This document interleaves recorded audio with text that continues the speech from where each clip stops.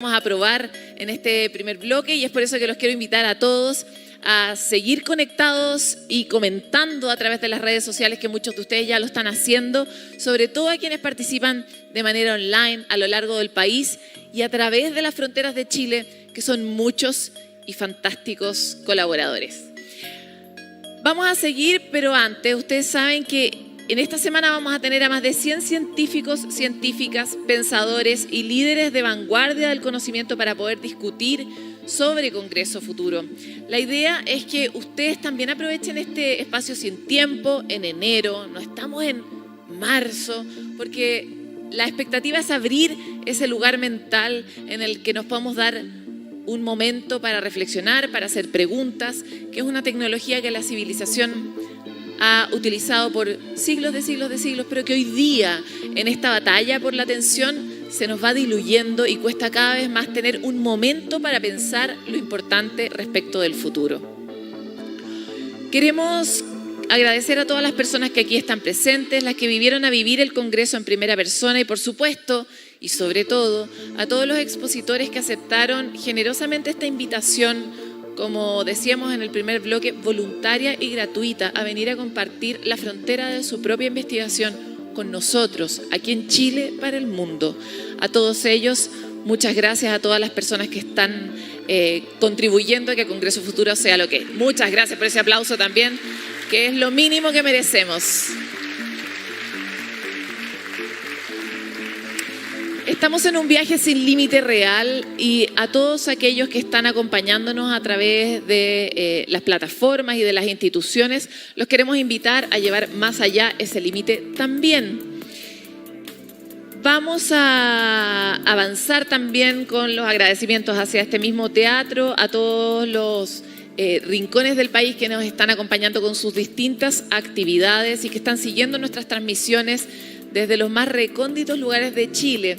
Por supuesto también a quienes hacen posible nuestro evento, que salga de estas paredes del teatro y que llegue a todos los rincones del país, los medios, en el mundo en general, a todos aquellos que amplifican el mensaje de Congreso Futuro.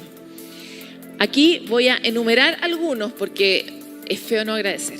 Entonces, agradecemos a Claro, BTR, Caja Los Andes, Universidad de Antofagasta, Universidad Bernardo Higgins, Universidad Católica del Norte, Universidad Finisterrae, Universidad de Magallanes, Universidad de Chile, Universidad Católica del Maule, USTV, Ciencia Pública, 24horas.cl, CNN Chile, Futuro 360, Radios Regionales y TV Senado. También, por supuesto, a todos nuestros media partners, que no es lo mismo que lo que dije antes, porque estos otros han participado en la construcción de nuestro contenido, y ahí Canal 13, Chilevisión, TVN, 24horas.cl, Mega Media, ADN Radio, TV Senado, Radio Futuro, Radio Cooperativa, Las Últimas Noticias, El Mercurio, La Tercera y CNN Chile, que nos ayudan a que la ciencia y el conocimiento llegue a más.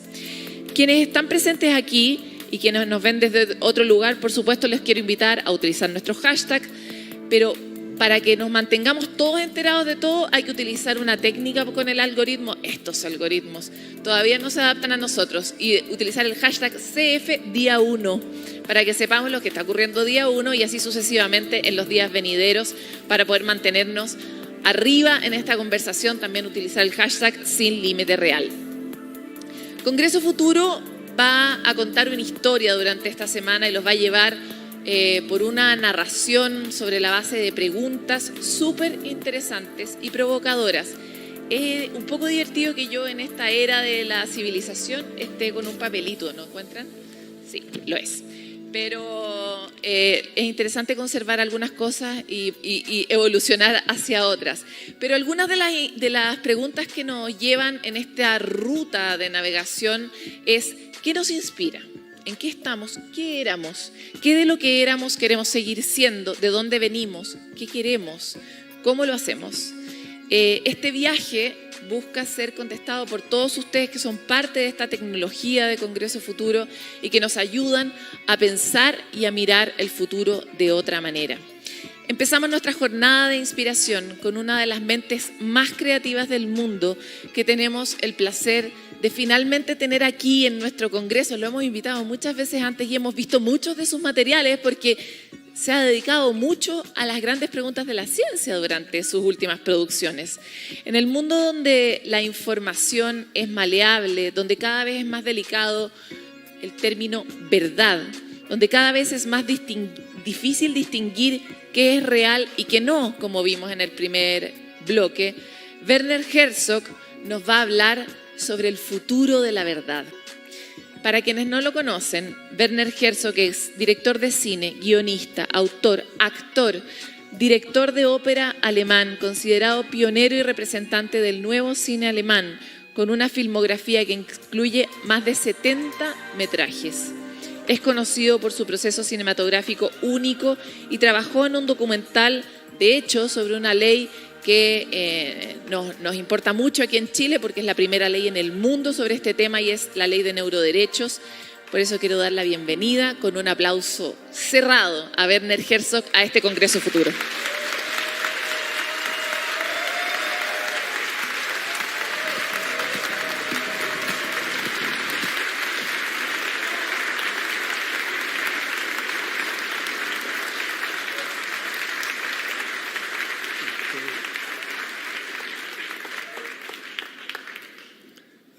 Senators, distinguished guests, dear friends in Chile.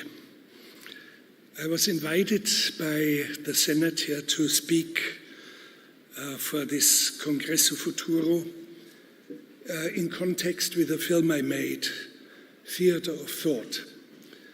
Theater of Thought is about research into brain, not only the human brain, but brain in general. And its enormous repercussions right now and for the future, and also for the significant changes that are waiting for us to answer in legal terms, to create new legal norms for protecting us. For example, we can read our thoughts to some good degree by implanting chips in our brain. But of course, what happens if the CIA, for example, implants chips in your brains? And I find it most fascinating that Chile is at the vanguard of the legal question about it. And your country will be the first country to incorporate the human right of freedom of thought, the autonomy of thought, into its very constitution. So it's absolutely sensational. Your country is a sheer true vanguard of what is coming at us. Yes, I congratulate your country and the political foresight. I had the feeling there were much better people, and they will come tomorrow, for example, to speak about brain research. Raphael Juste, who is a guiding person through my film, and others. And there are much better experts for the legal questions, articulations of new human rights. So, and spontaneously I said, I would like to speak about something about the future, and spontaneously, as an idea, I said I would like to speak about the future of truth. Because truth has always engaged me in all my work as a poet, as a filmmaker.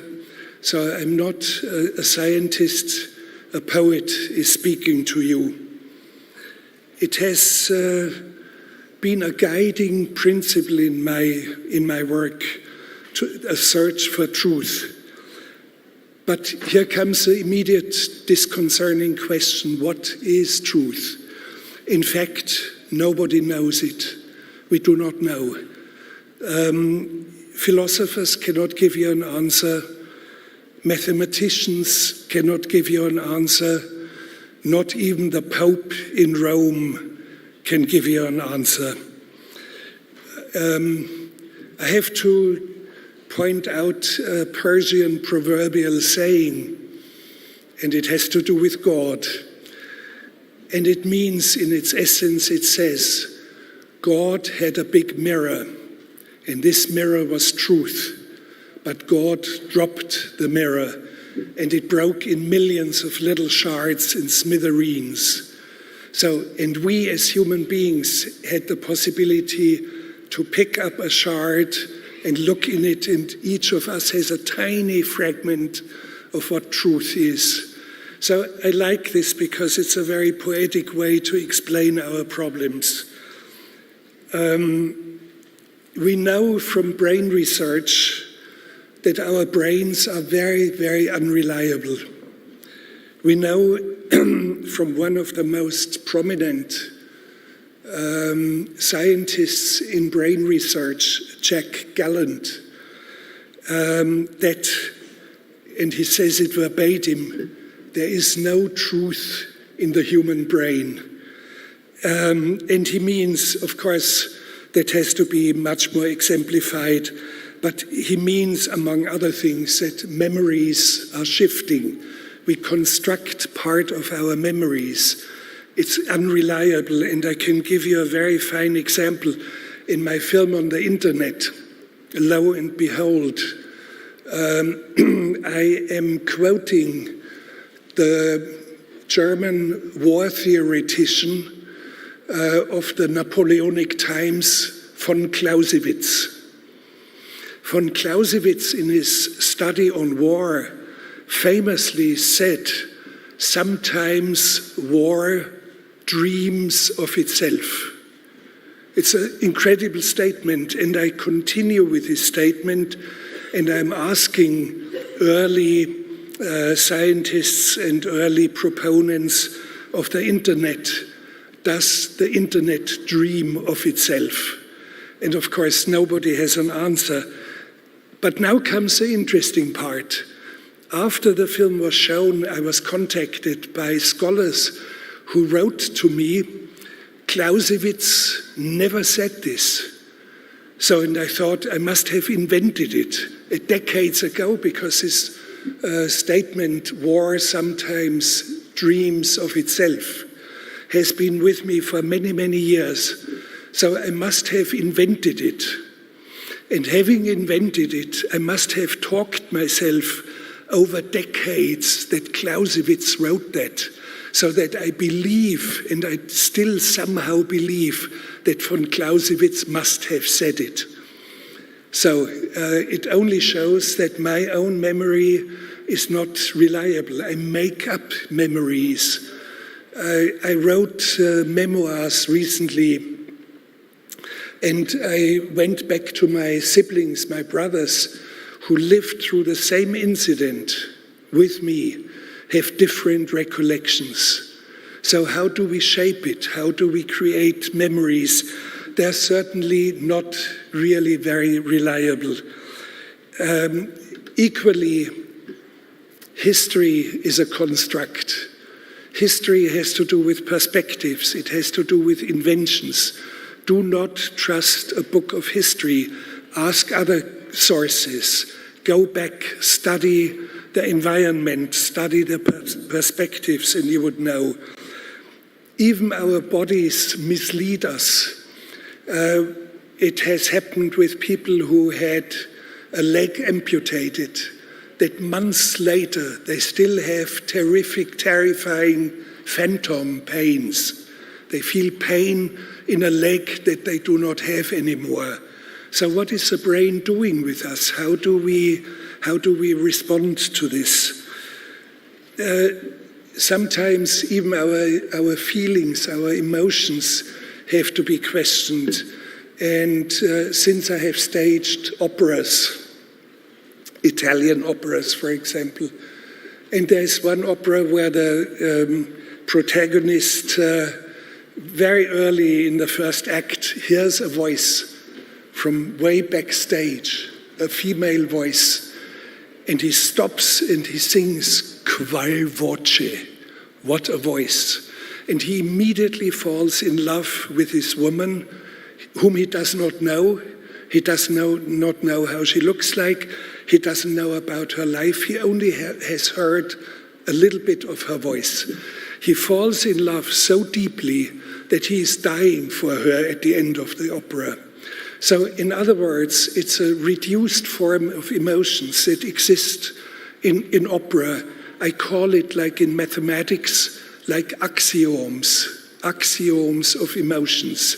And we do sometimes go back into the axioms of emotions.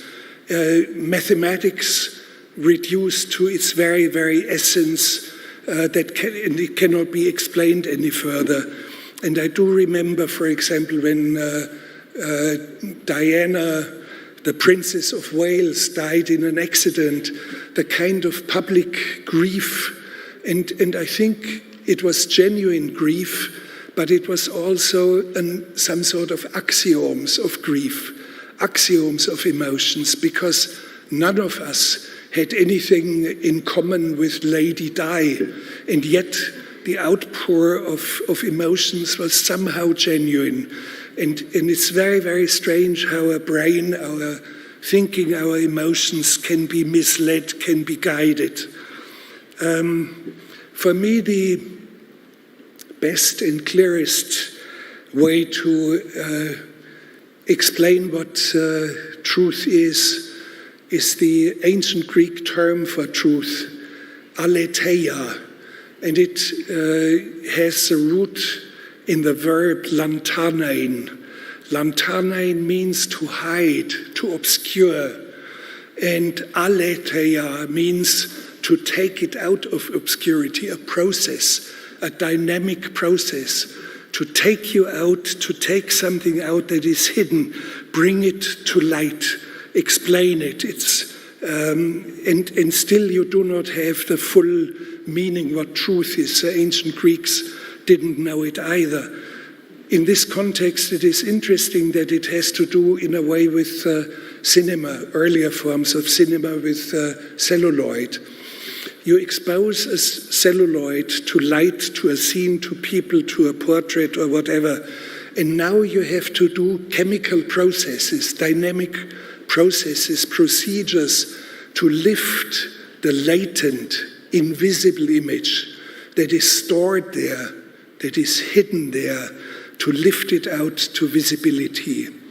So the ancient Greek meaning of truth, the exposing, making visible something that has been hidden, has been for me the closest way to explain, for me at least.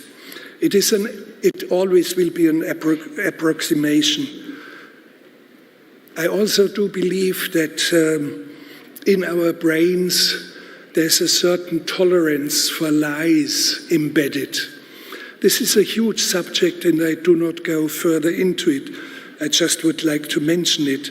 And of course truth has different shapes and appearances.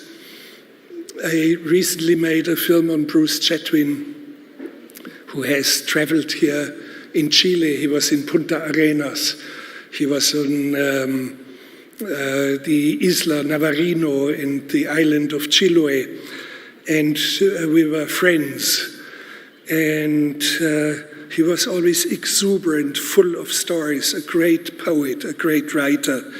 And what is interesting, when he died, his biographer, Nicholas Shakespeare, explained to me, you never would have a half-truth from Bruce Chatwin.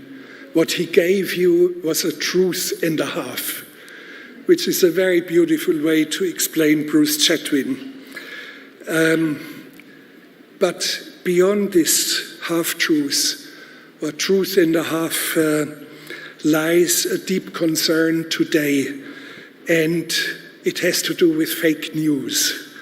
We are overwhelmed with fake news, and we know, for example, statistically, that fake news, that lies, spread on the internet 3 times faster than correct information. So there's an explosive dynamic of fake news, and it's kind of alarming.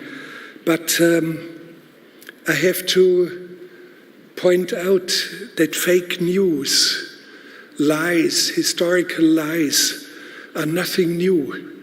They have been in history as long as we have written documentation.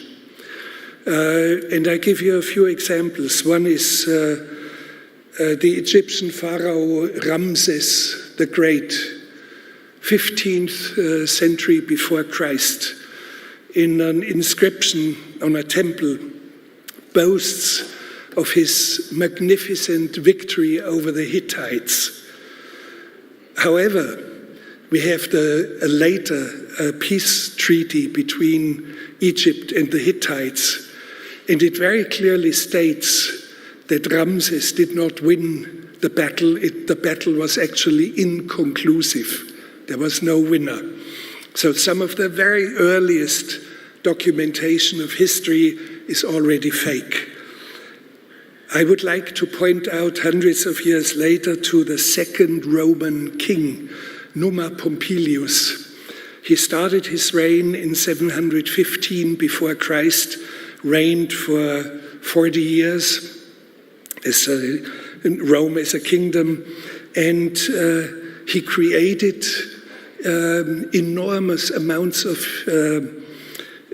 historical and religious fictions, which solidified Rome, which brought it into a long, almost perpetual life. And he claimed that he was in dialogue, in nightly dialogue with a nymph. And the nymph would whisper to him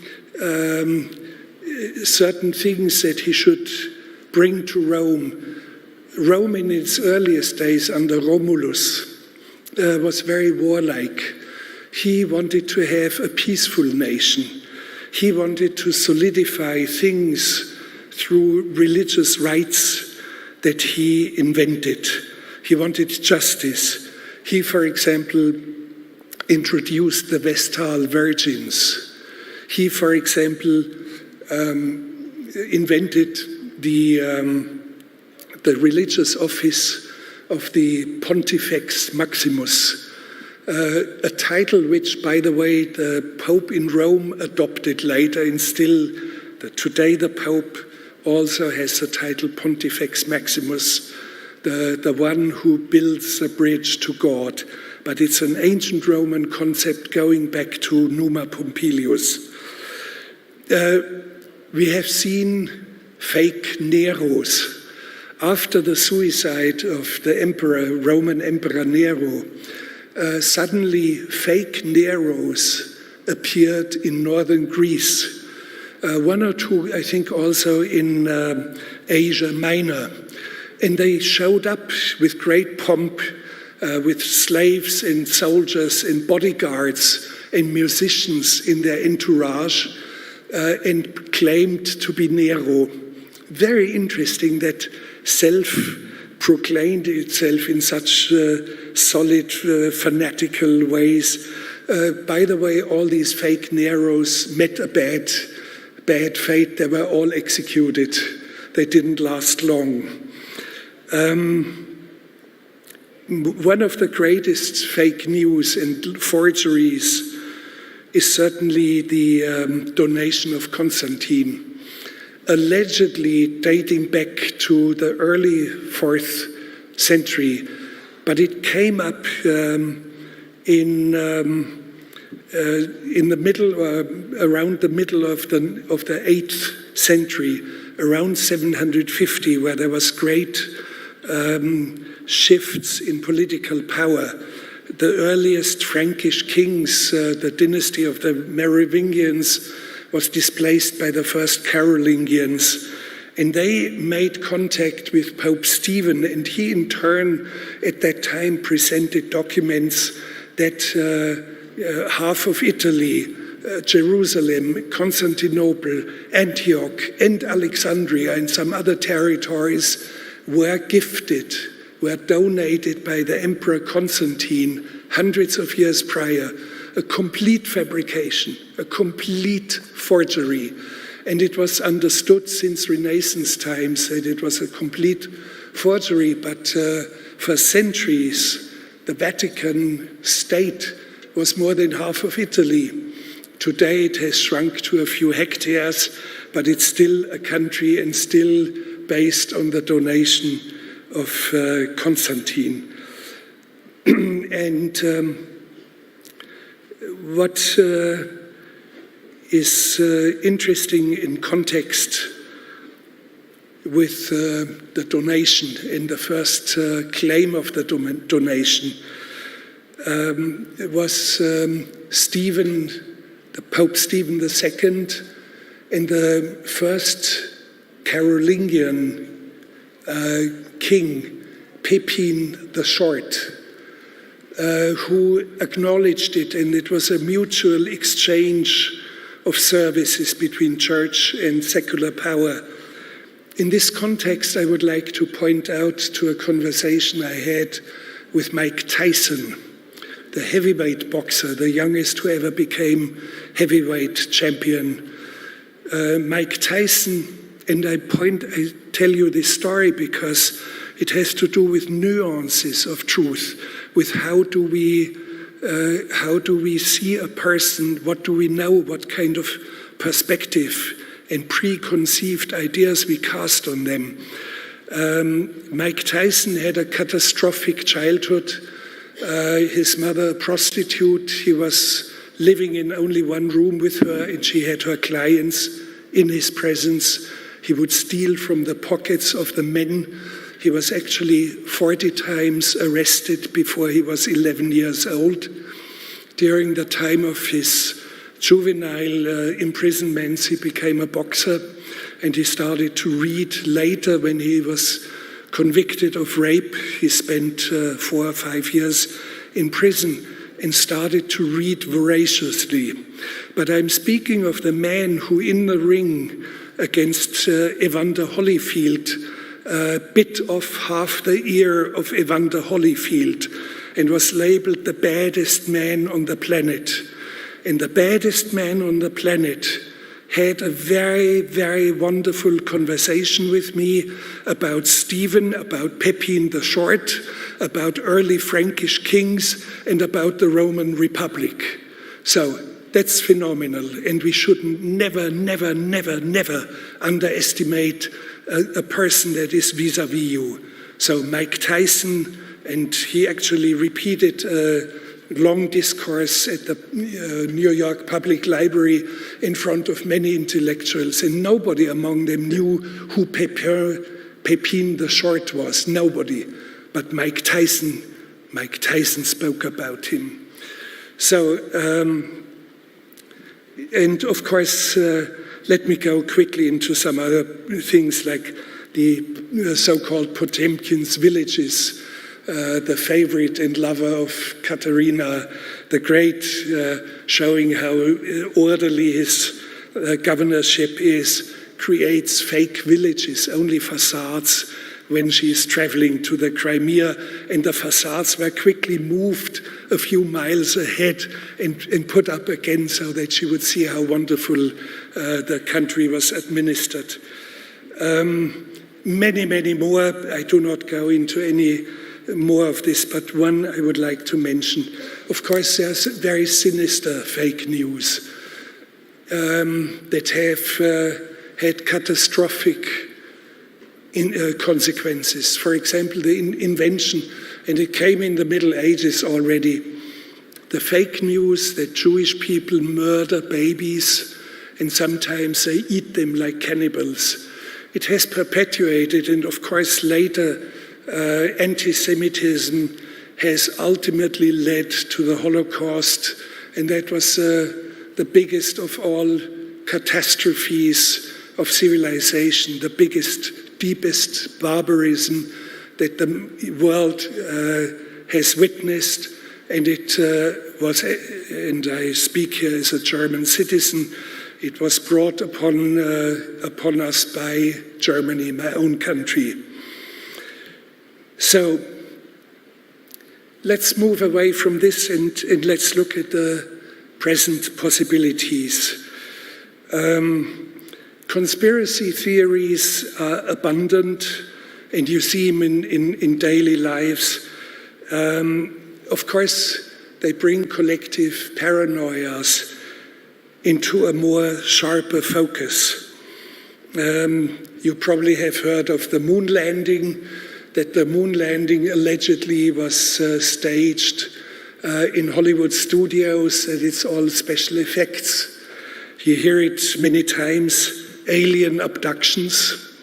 It's an interesting field of collective paranoia, because millions of Americans do believe that they had encounters with aliens.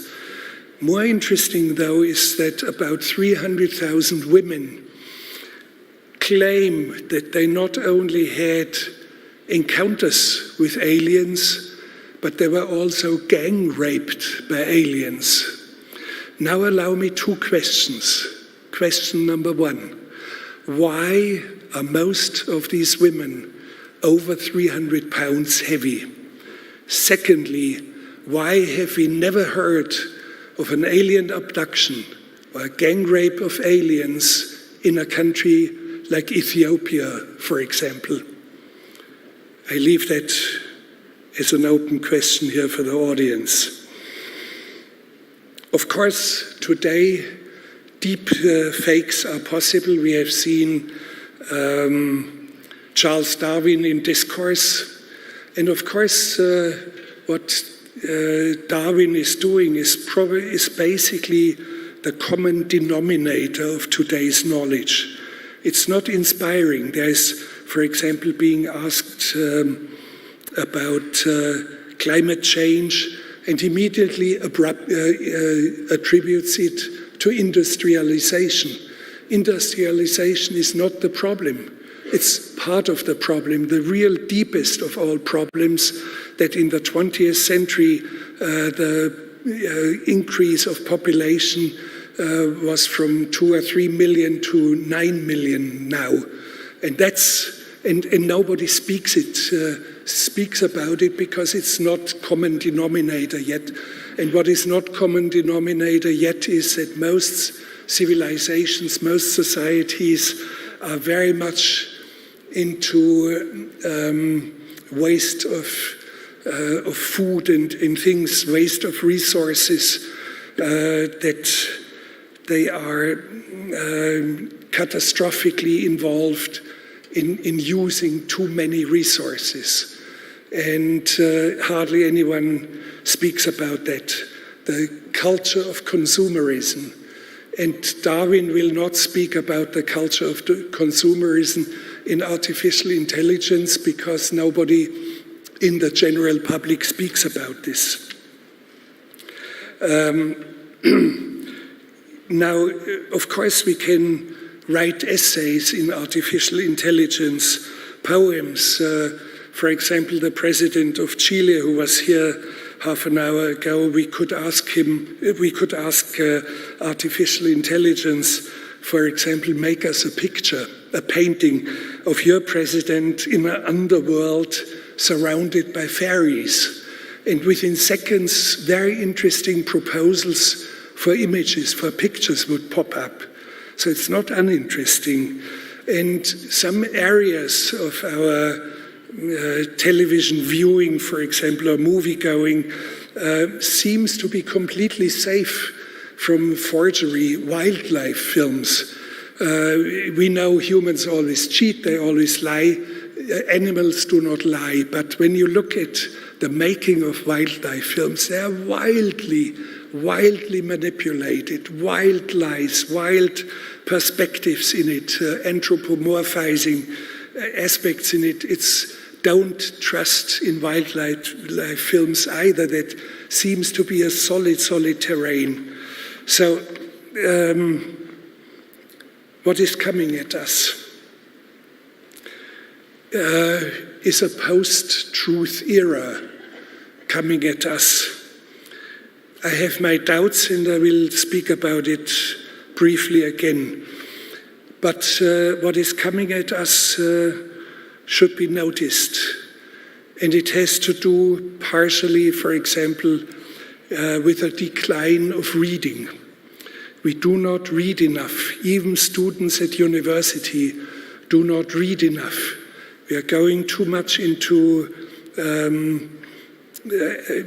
certain news that we take from our cell phones certain algorithms, certain applications, and we take our knowledge and our understanding of reality from something completely artificial.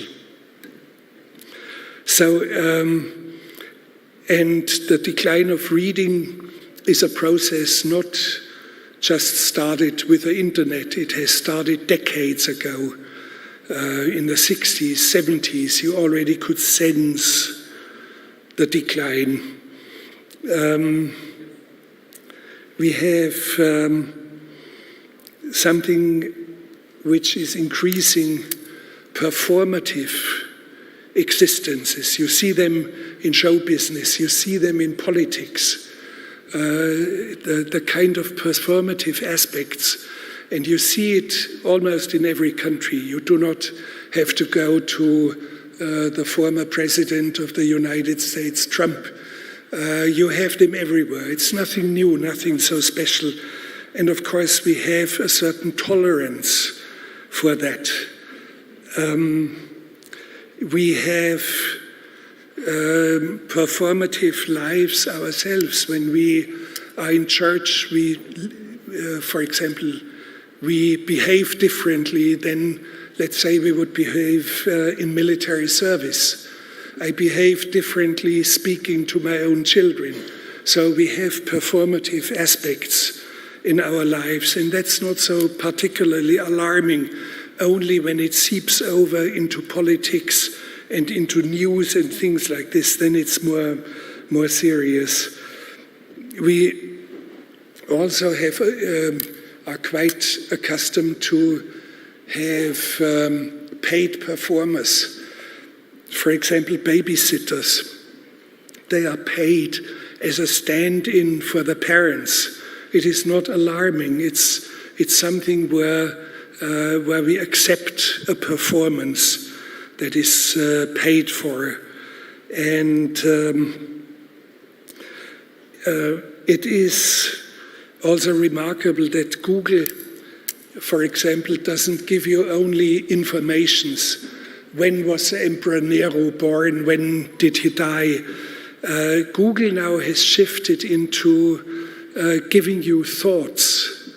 They give you, and you have seen it partially with Charles Darwin, not very inspiring thoughts, always a common denominator. And I have to ask myself, do we want to stop thinking? Do we want to stop dreaming? And I think that's an important aspect with which we should approach these new technologies in artificial intelligence. I myself have somehow changed facts in films, even in documentaries, because I do believe that there's a deep underlying intrinsic truth in cinema, also in poetry. And it is not fact-based. Facts, and that's quite often misunderstood, do not illuminate you. They do not inspire you. They do not give you truth per se. They are just facts. But we should not underestimate them, because facts have normative power. When COVID pandemic is coming, the facts is millions of infected ones. The norm is you have to wear a mask in public. So facts are important, but they do not constitute truth per se. And I think cinema verite, the so-called cinema verite, is only a pose. And I have coined a term, the ecstasy of truth, the ecstatic truth, where you step outside of yourself. In Greek means ekstasis, to step outside of yourself, almost like a medieval mystic, and experience something that illuminates you, that's only possible in religious experiences, in poetry, in cinema. So I could go endlessly, but I should do a whole week of seminar about ecstatic truth. I will not do it here. It is just fascinating to look at how previous thinkers and poets have handled it. Shakespeare, for example, as a very strange, mysterious example, has said, the best poetry is the most feigning, the one that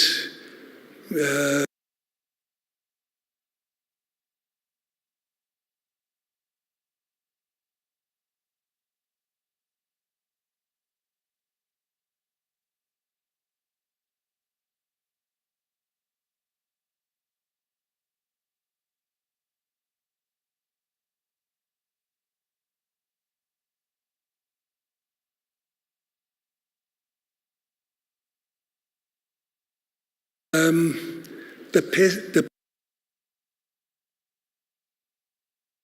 best poetry is the most feigning, the one that